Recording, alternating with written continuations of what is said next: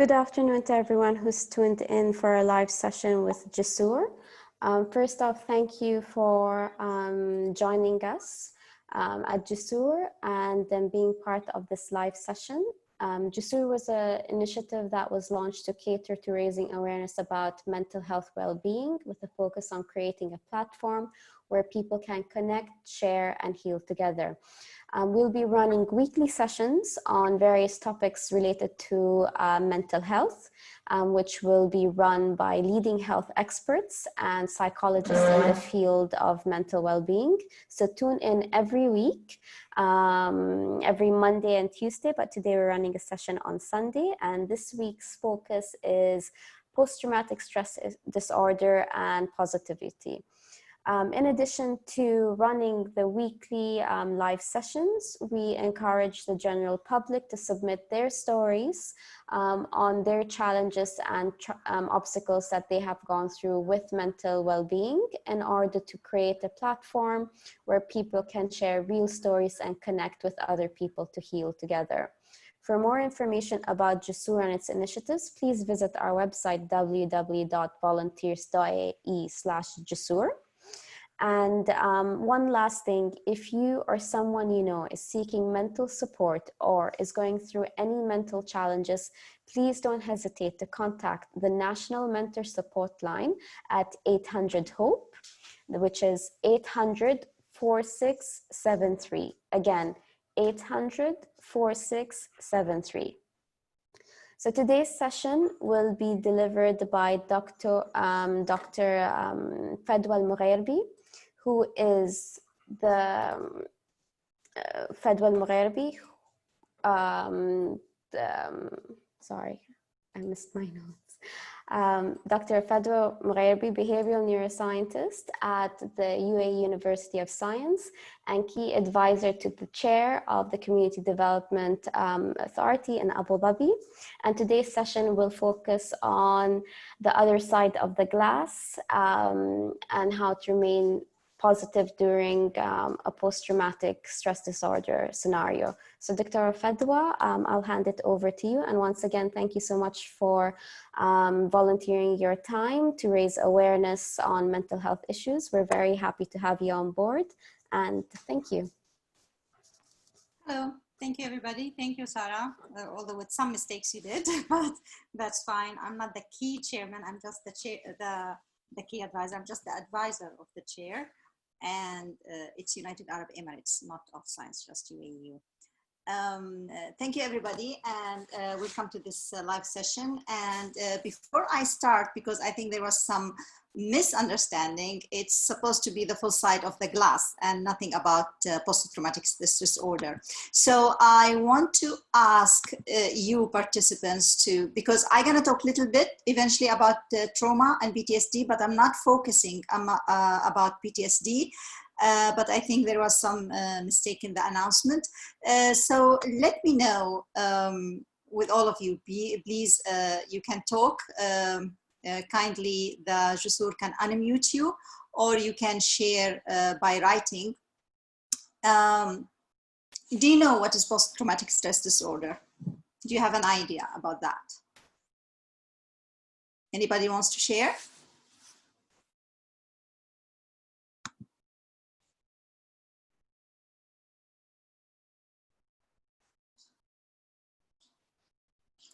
Okay, I can't see anybody in the chatting. So anybody wants to tell me if you know anything about post-traumatic stress disorder?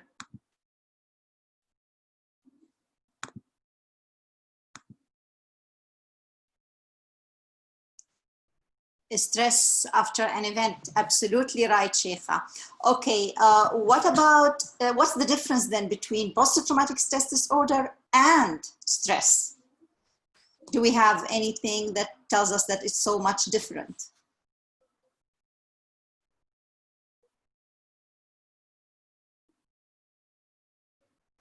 Anybody like to participate?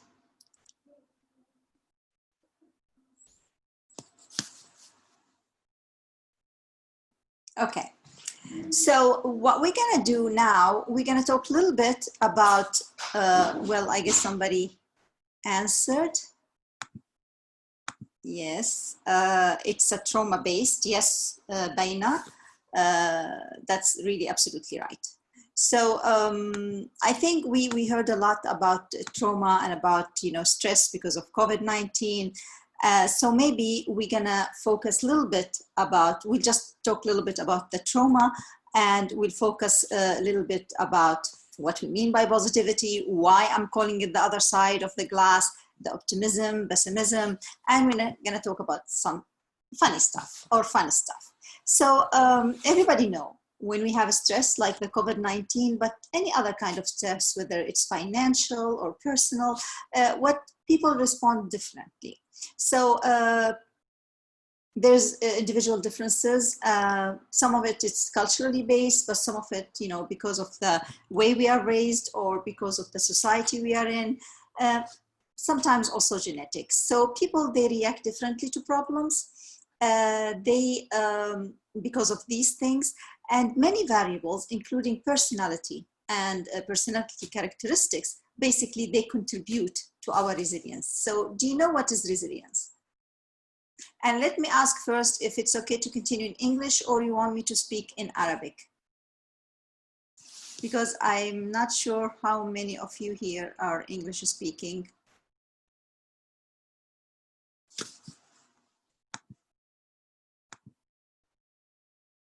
English, please. Okay, Jusina, I will continue. Okay. So, so basically, resilience is basically about how we can stand and face issues without crumbling down. Okay, so it's the ability to face problems. It doesn't mean that we don't have any pain. It doesn't mean that we don't feel traumatized. It doesn't mean that we don't break down, but it's our ability to stand up again and face life. Okay, so it's the ability to confront and deal with life issues. So our perspectives of life also, it defines the way we face stress, the angle at which we look at the life or the problems. The problem is like something with a 3D.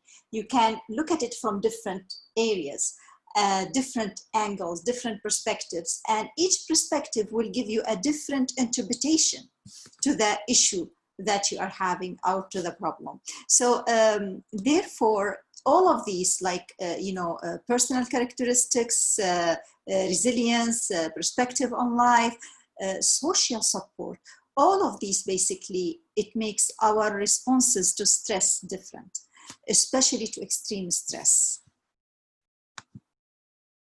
So just a little bit about what is post-traumatic stress disorder. Post-traumatic stress disorder usually happens as a result of trauma.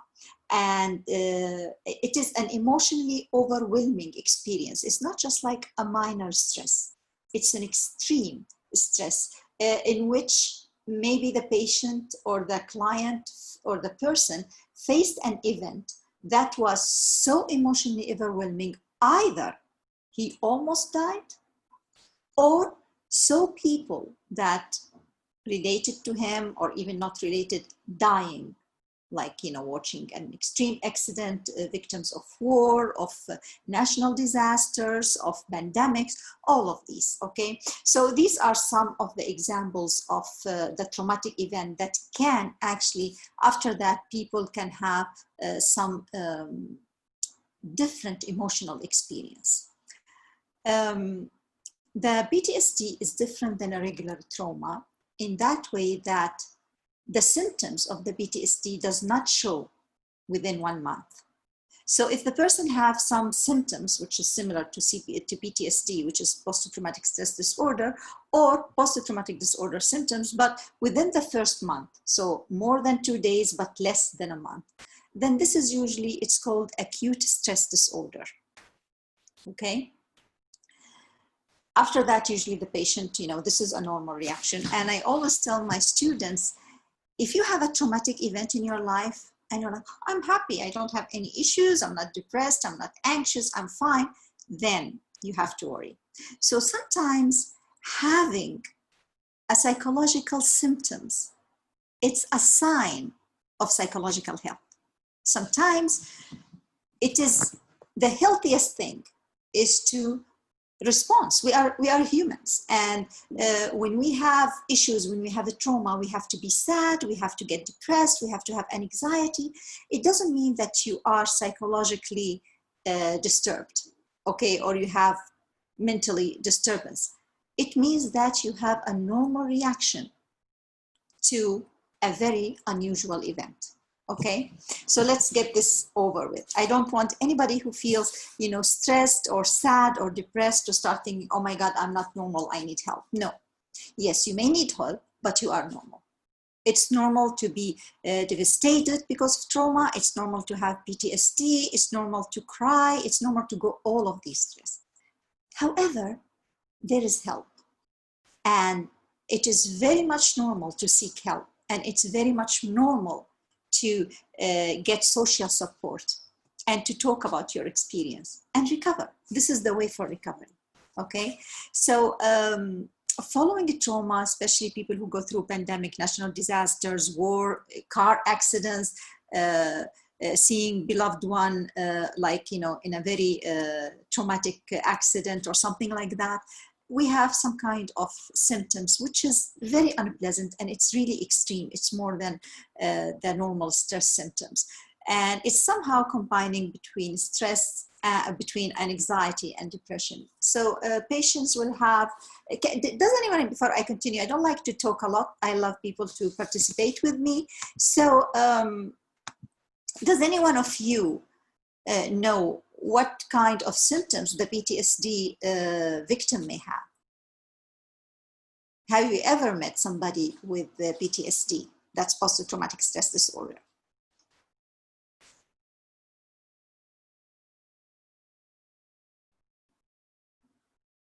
I would love to hear from you. And if you like to talk, I really love to unmute the voices so I can give you a chance to talk. Okay, Baina. And I just want to be sure, is your friend fine now?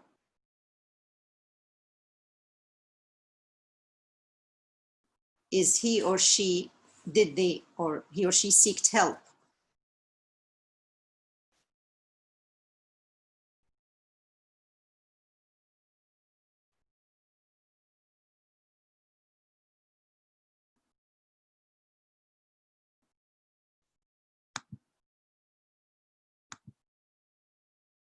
Yes.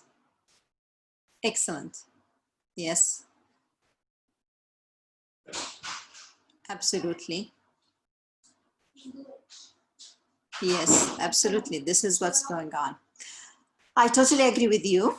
These are the symptoms, and it's also much more.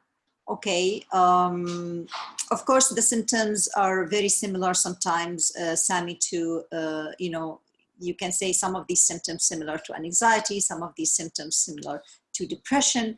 However, it's more.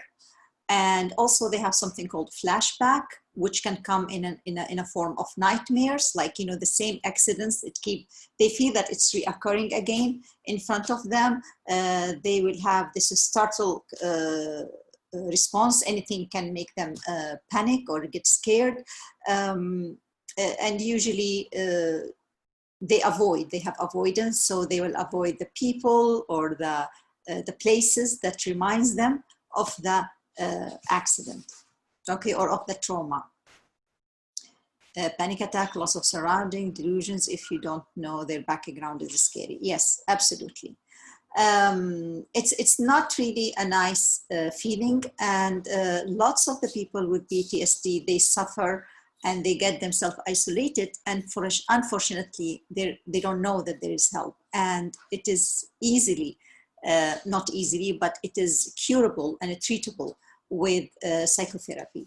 Anybody knows what kind of psychotherapy it can be offered to help them?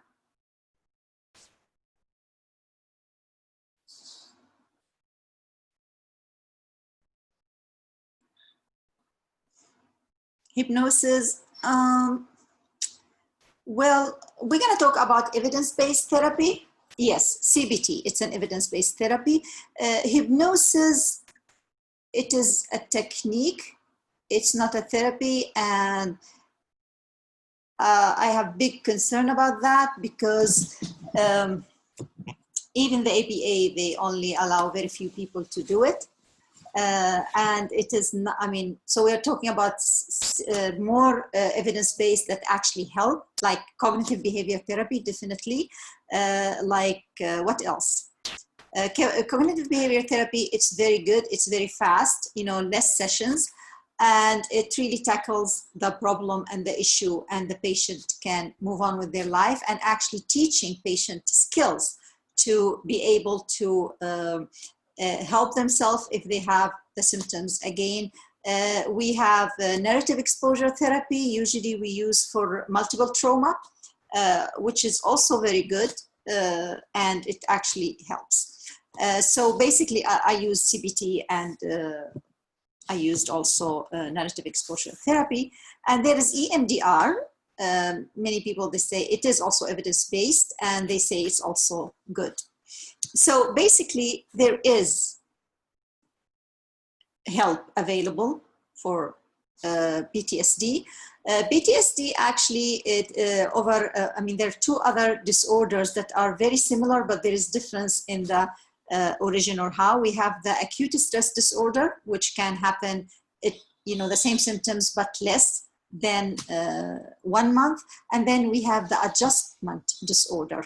Adjustment disorder, they may have the same symptoms, but actually maybe they didn't have a trauma, a life-threatening trauma, okay, but they have the symptoms because of something really major happened in their life, like the death of a very close family member or beloved one, or sometimes they will have the trauma, but they will not have all the symptoms criteria. So that's the adjustment disorder.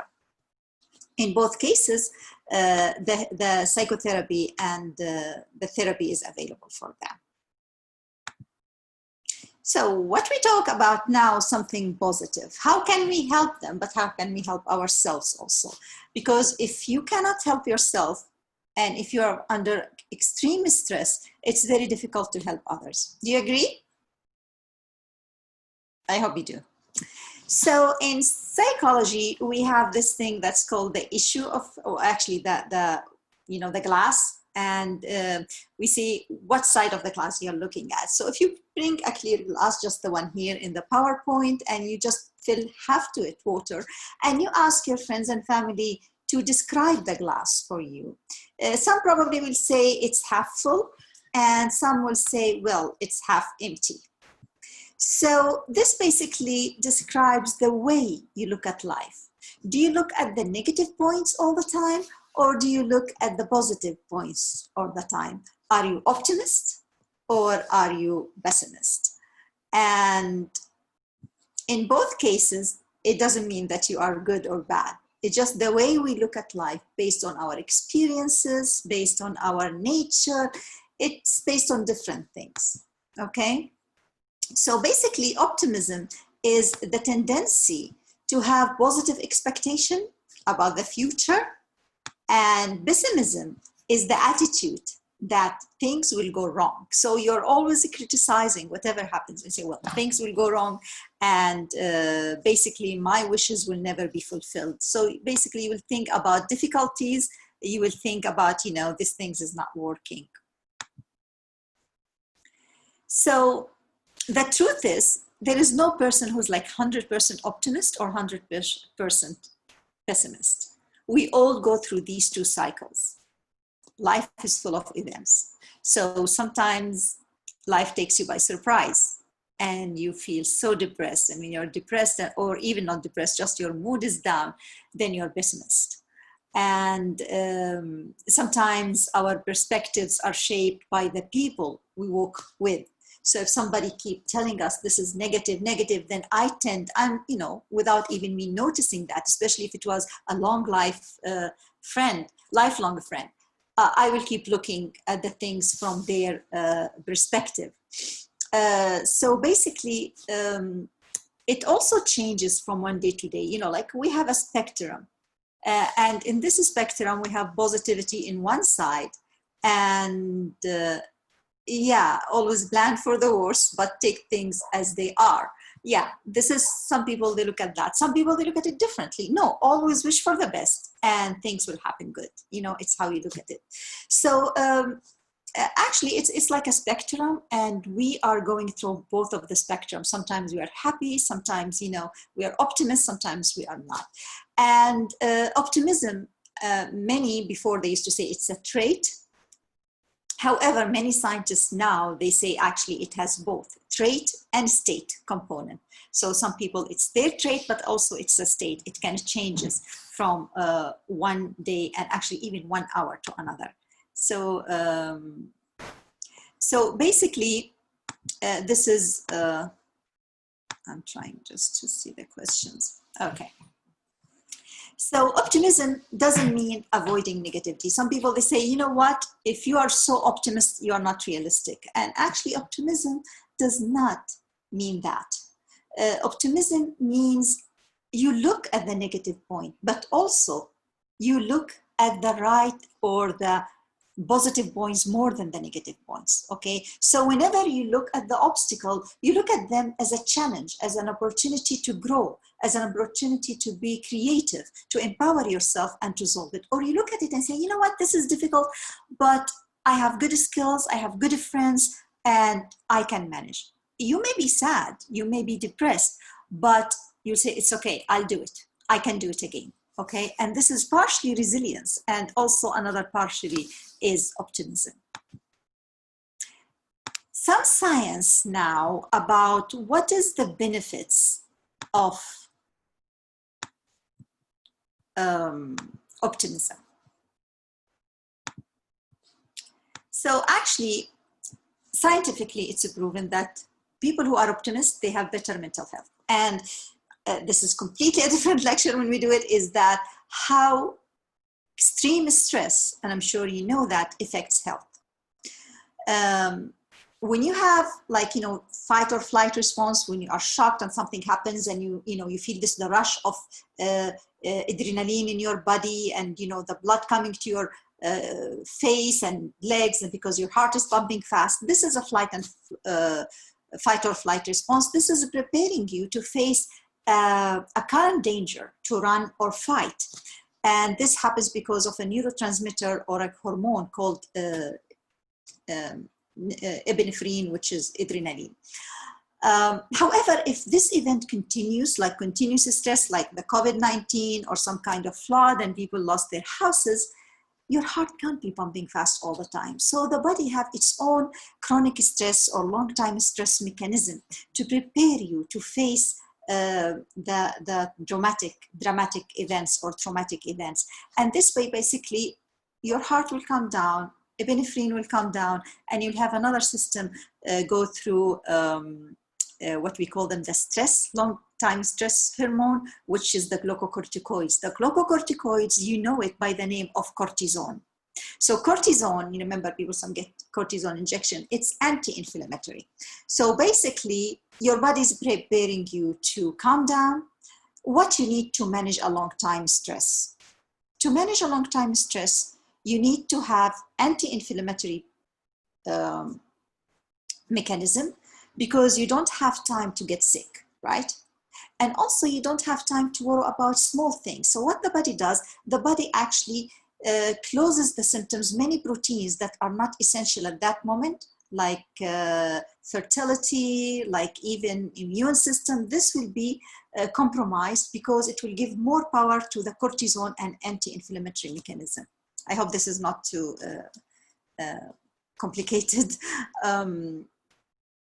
So basically cortisone is fine because it makes you concentrate more. The blood sugar will be high, will raise, because you need power, you need energy, and we get energy from sugar, from glucose.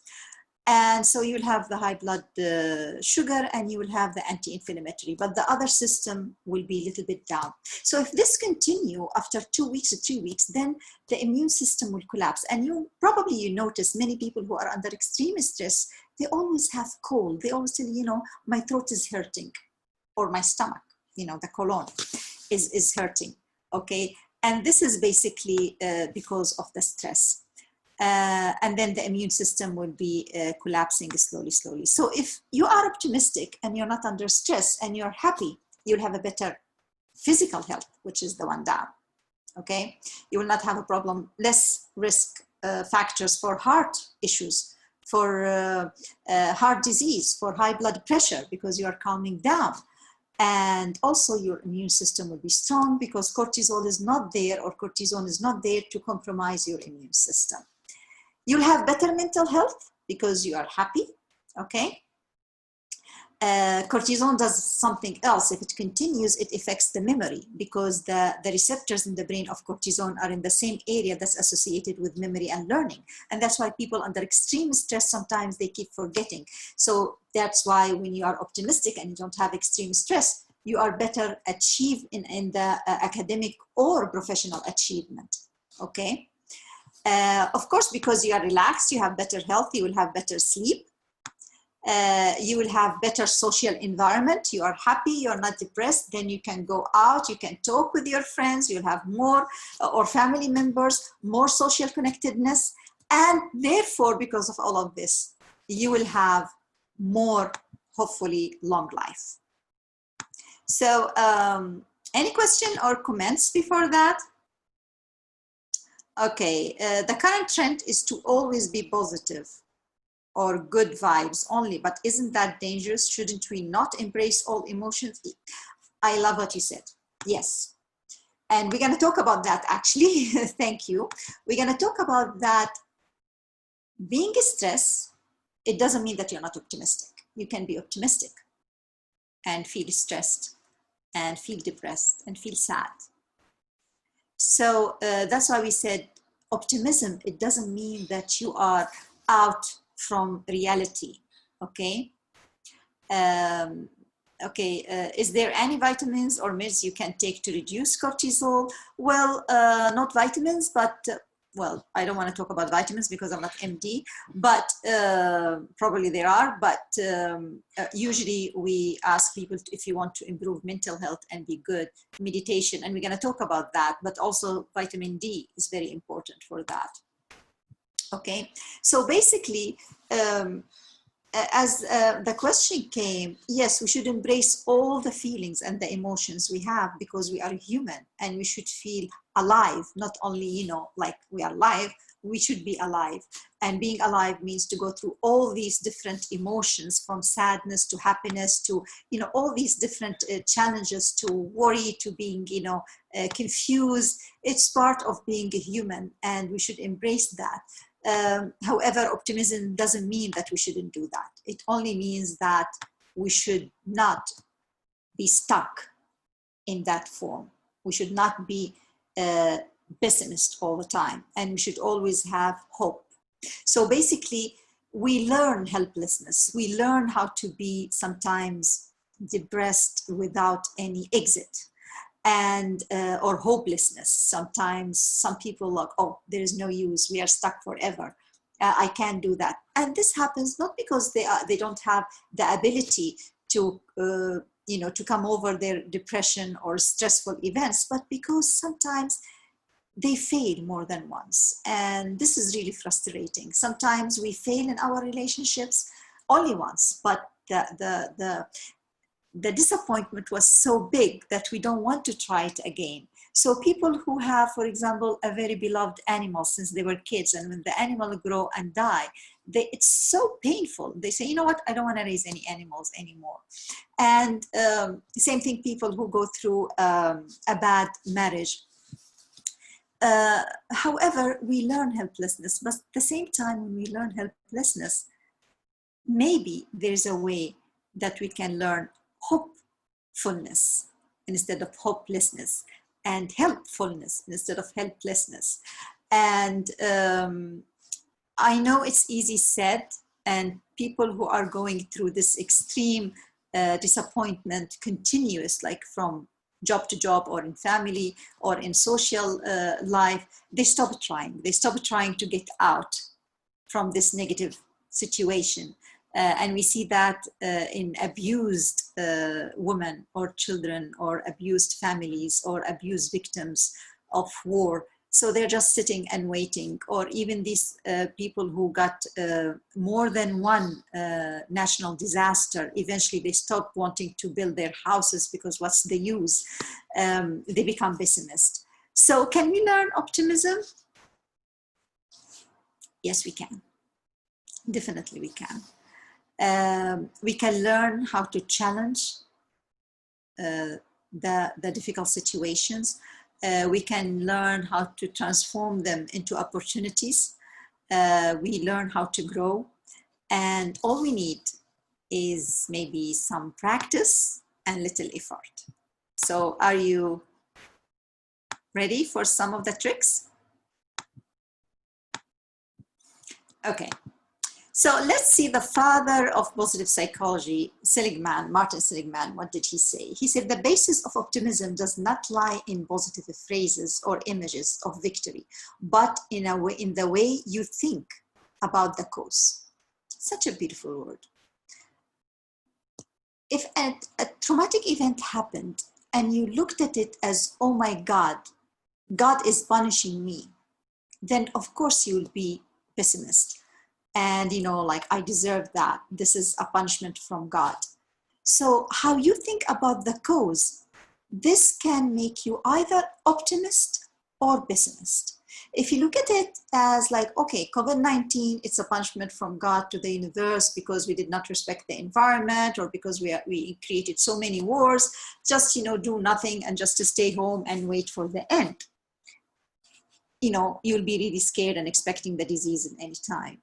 Or you look at it as, you know what? This is God telling us, I'm going to clean the world. So you will have more cleaner world. And basically, instead of, you know, the end of the world will not happen soon as everybody expected because of the pollution. Okay. So some probably CBT techniques.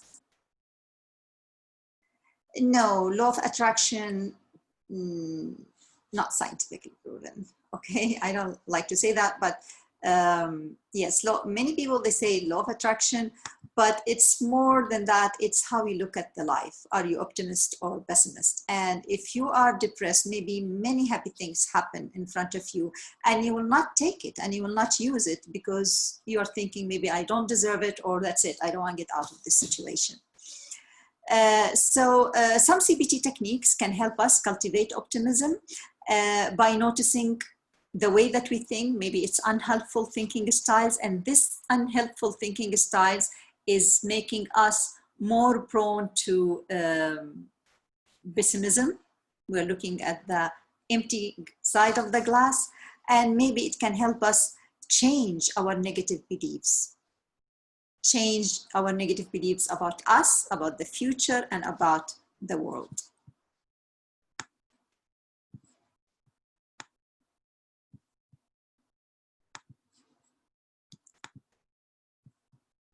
Okay, so the first trick usually we do is the thinking, the thought record. Okay, in CBT, or in psychology, we say, whatever you feel is basically, it's because of your thoughts. And it's a very good thing to remember that your thoughts are not facts, they are thoughts, you know. So you should be able to differentiate between your thoughts and the facts. Is it opinion or is it fact? So when you wake up in the morning and you feel sad and you say, I don't know, I slept okay, but I woke up and I'm sad. I don't know, there's nothing. No, actually, if you remember well, it was something when you open your eyes came across your mind. It could be an image, it could be a dream, but something went first in your mind, and this affected your emotions, and your emotion will affect your body. So if you are anxious, then your heartbeats will start increasing, you know, and you feel uncomfortable, your stomach will tighten, and all these anxiety feelings. And then this will affect your behavior. You will isolate yourself from people, okay? And this probably will affect the other people, you know, behavior, like, you know what, she doesn't like me, let me stay away from her, which actually will confirm maybe a pre-existing idea before that nobody likes me or something like that. So basically it's a vicious cycle, but it starts with thought. So that's why the first thing we do usually in CBT is ask people to record their feelings, emotions, and thoughts that are associated with those emotions. So it's a very helpful way to notice how our negative automated, like we don't control it, it's automatic thoughts that can affect our life. I'll show you a sample of the thought record. So basically you woke up, you were fine, and then after like 3-4 hours you felt something happened and you felt upset or you felt anxious. And they say, okay, write the situation and the day, and write before you have this feeling, what kind of thoughts came across your mind? Okay, like nobody loves me. Okay, oh, she hates me. Okay, and then how did you feel emotionally? I felt worried, sad, depressed, unwanted. What was the thinking bias? Oh, maybe the thinking bias was, oh, everybody doesn't, she hates me, everybody hates me. And if I didn't have this thought, what I would think. I'll give you a simple example. You went to a mall, you saw a friend, and you had an eye contact with her or him, and you raised your hand, you said hi, and they just looked at you and turned. So this is a situation.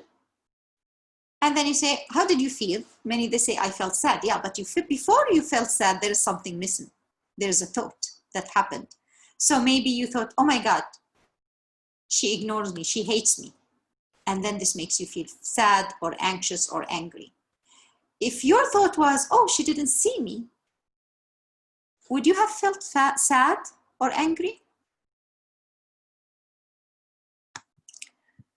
How do you remove your emotions from scenarios? Because sometimes it is not about you, but about the other person. You know this, but in the moment, you can't control it. Yeah. And this is because of our negative thoughts. We always interpret things. So our interpretation to the people behavior, that's what upsets us.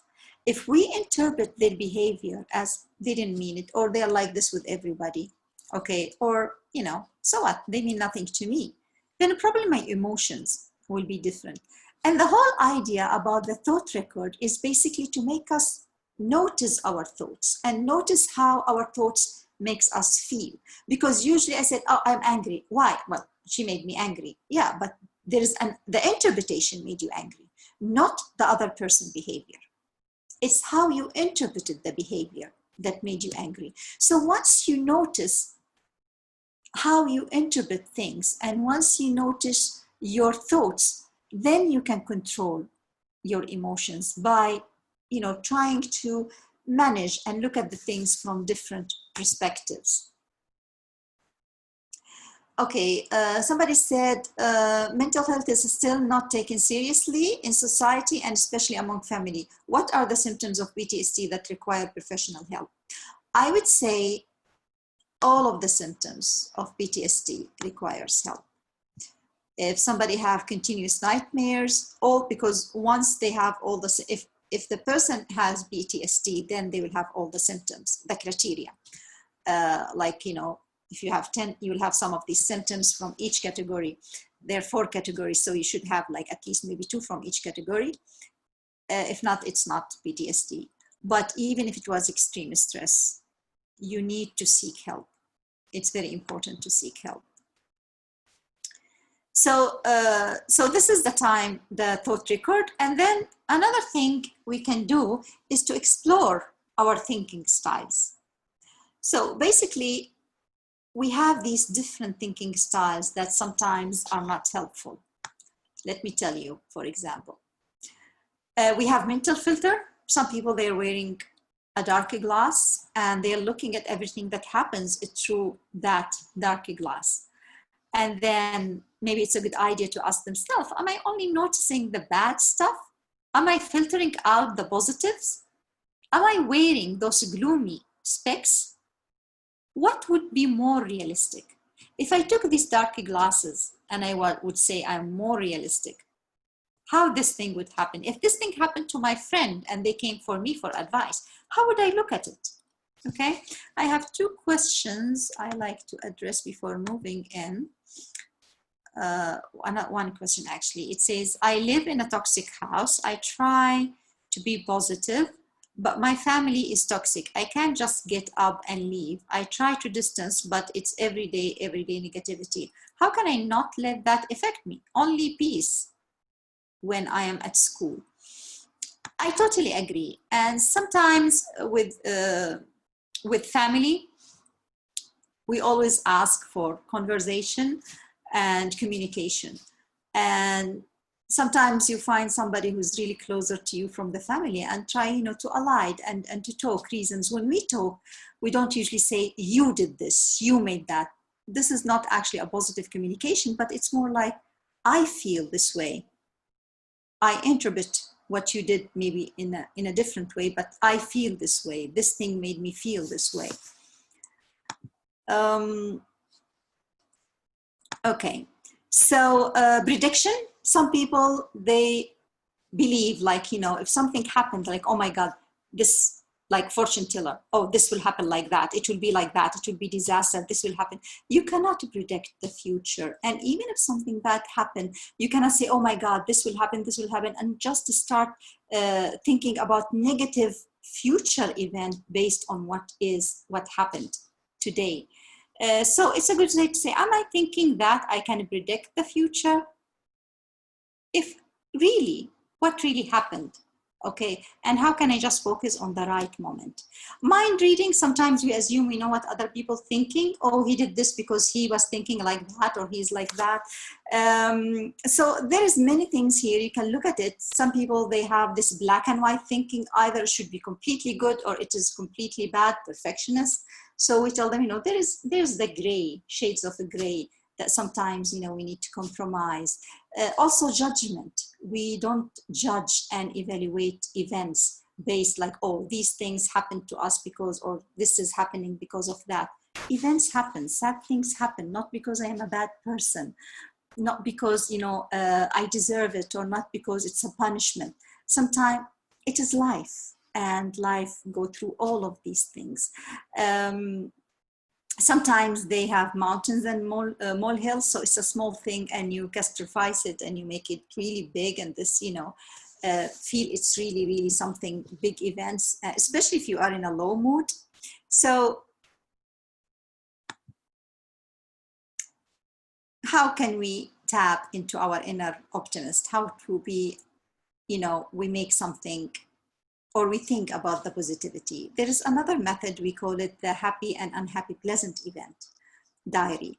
And what we say, usually we ask people to think of something that made them upset and talk about it, like usually if they are a group of 2 or 3, or even write it. What happened, this thing happened and I felt sad, and what went through my mind when I felt sad, and how, my physical emotions.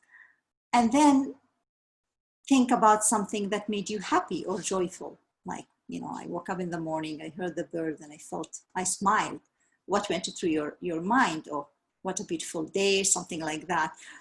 And you will notice that even when you remember sad things, you turned out to feel sad, gloomy the whole day. And when you look at the positive things and remember it, a joke, something happened, you will be happy, for an hour or so, or the whole day. So it's always good to try to remind yourself about the good things. We ask people before you sleep, think about one thing good you are grateful for, gratitude. Think about something good you did, like I smiled at somebody today, and I think that made them feel happy. I gave charity today. I could hurt somebody, they said something and I could answer back, and I stopped myself and I'm proud from myself.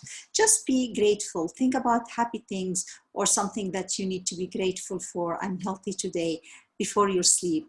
I say 3 things, but we say, okay, start with one thing, every day, and then you can move it. You can increase it every day.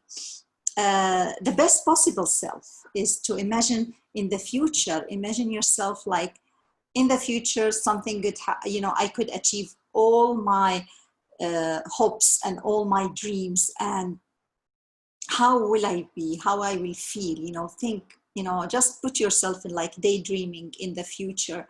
I will achieve this and this and this. These are my hopes. These are my goals, and I achieve them. And write about your imagination, your imagined self, and how you felt. This will make you feel happy. So, how's your glass? Is it half full or is it half empty? So, let's see the question. It's very difficult to look at the bright side when I lost the job I worked hard for and are constantly surrounded by negative people. I totally agree. It's when we are in a low mood, it's very difficult to be positive. When you lose something that you really worked hard for, it's very difficult to trust the world again. But you can trust your abilities, you can trust your skills, and maybe this will be a motivation. Let me try again. I did it once. I can do it again. This is what we mean by looking at the bright side. It doesn't mean that maybe you'll be happy, but you'll be like, okay, I have the skills. Okay, I did it once. Maybe I should try. Maybe I can start smaller and then get something bigger.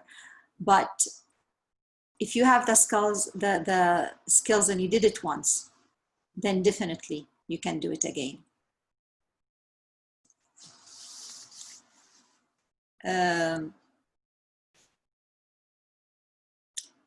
How can we help a spouse who is going through extreme stress? Harvard made a study for 75 years, and they said the best predictor for good health in the future and happiness and well-being is basically social support.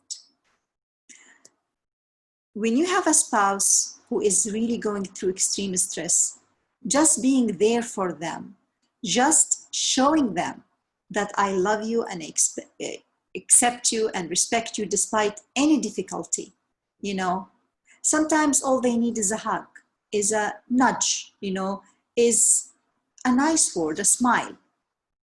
This is really strong. And sometimes, they will be mad.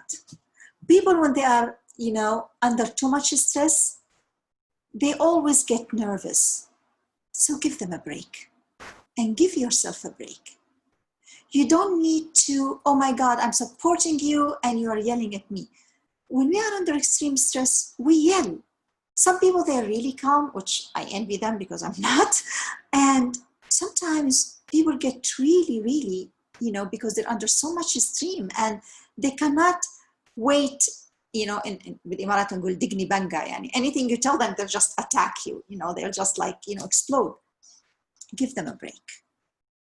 And if you get angry one time, give yourself a break. You're a human,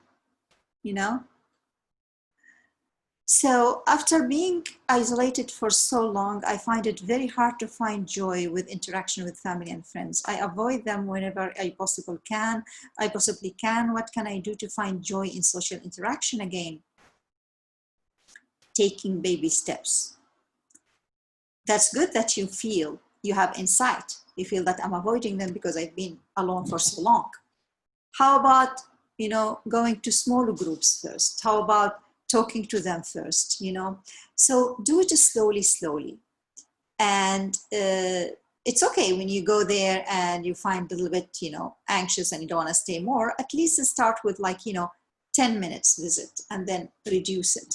But if you were social before, then eventually you will get back to that. In the beginning, it's all of us, we find it difficult. And we said we need to learn how to recope with social gathering again, because we lived 7 months now alone. But you can take baby steps. You can do it slowly. Any question? Are vision boards useful? I don't know what you mean by vision boards. I'm so sorry. Can you explain for me? Is it mind maps? Okay, how do you manage anger? Sometimes we say things we don't mean when stressed. Any techniques? Yeah. There are many techniques for anger management. The same thing as we talked about in CBT, we do thought records. There's something called also stop, think, act. So basically when you feel angry, stop and just wait a little minute. Okay, now I'm feeling angry, maybe I shouldn't talk. And then think, okay? And then react. Sometimes when you do this stop, and you don't have to react, you don't have to answer. Just think why I'm angry. Okay, what will be the best response? And you know what? If you get angry, that's fine. Don't blame yourself. The more you blame yourself, the more you become angry and frustrated.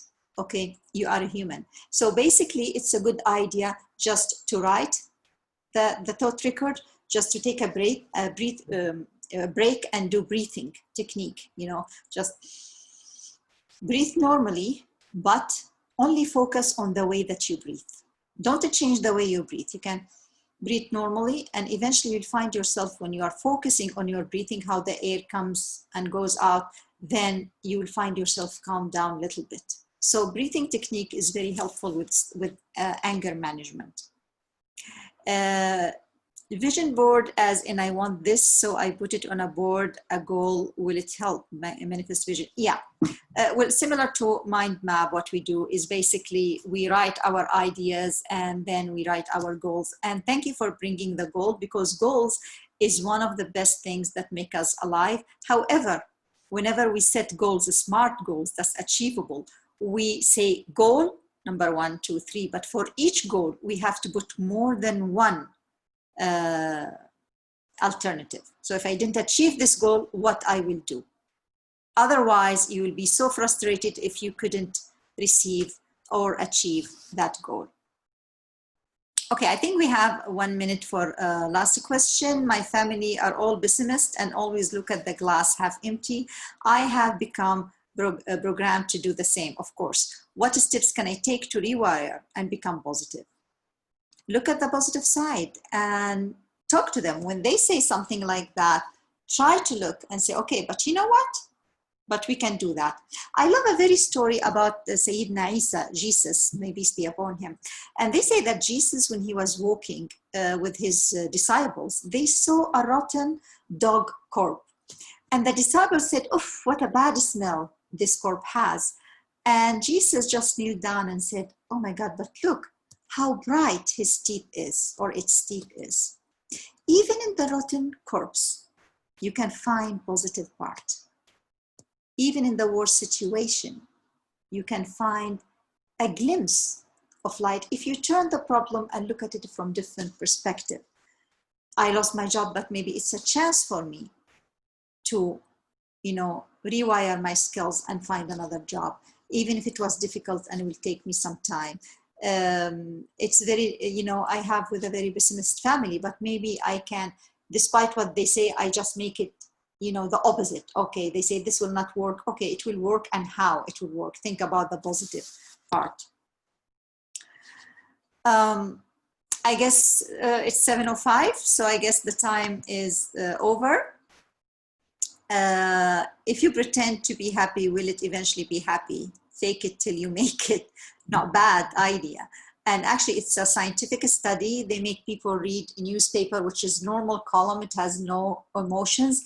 And they put like a pen like that on their mouth. So people who are having the pen, they have to read it while they are smiling. And the others will read it while they are like, just serious.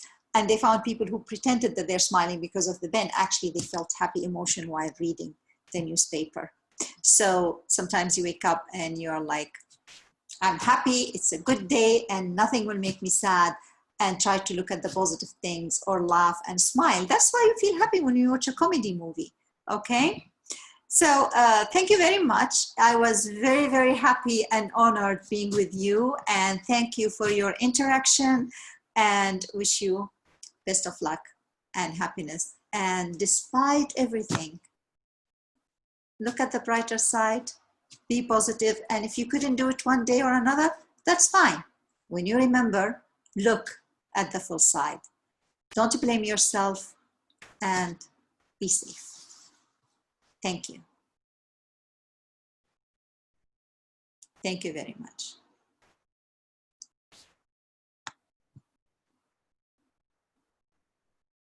Thank you all.